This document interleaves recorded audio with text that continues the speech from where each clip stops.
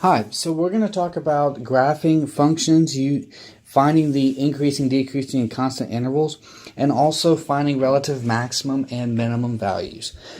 So first things first, we're going to graph this guy. We're going to graph this joker. So we got x squared minus 6x plus 10. That's going to be our function. Now the website or the graphing utilities I'm going to be using is called desmos.com. I have it written right there, so you can play around with it and reference it. So in order for us to graph this, like I said, I'm referencing Desmos right now. So our vertex, our bottom point of the graph is going to be at an x value of 3 and a y value of positive 1. So that's going to be the bottom of our graph. And it intersects at 2, 2 and at 4, 2.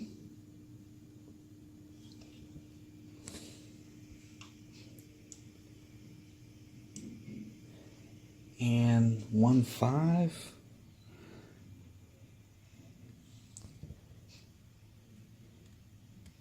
And 5, 5. Okay, so if we were to graph this parabola right here,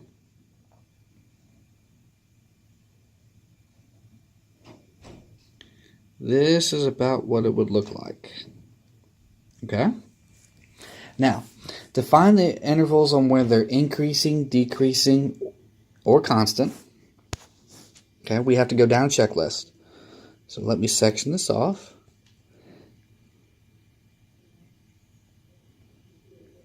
Okay, so the intervals on where they're increasing, it's basically where the graph is going up when you read it from left to right.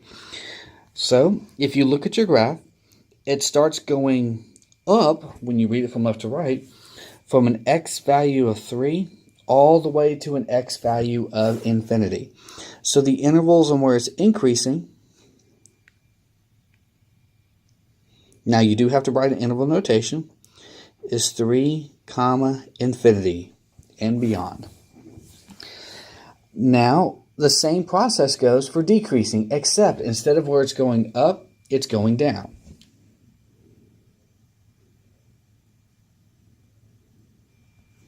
So if you read it from left to right, your graph is actually going down from a negative infinity to a positive 3. Now remember, you're reading your x values, you're not reading your y values. Now, do we have any constant values, any constant intervals? No, because we don't have any straight lines or any straight parts in that graph. So we don't have any constant intervals, so it is not applicable. Now, relative minimum and relative maximum values, it all goes back to the definitions. So if we have any relative maximum values, that goes back to the whole, what is your leading coefficient? If your leading coefficient is positive, well then it means you have a relative minimum. It means your graph is pointing up. You have a minimum value on your graph. If it's negative, it's the opposite. You have a maximum value.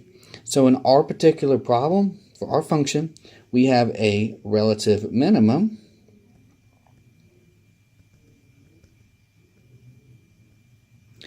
at, this is where you read your y value.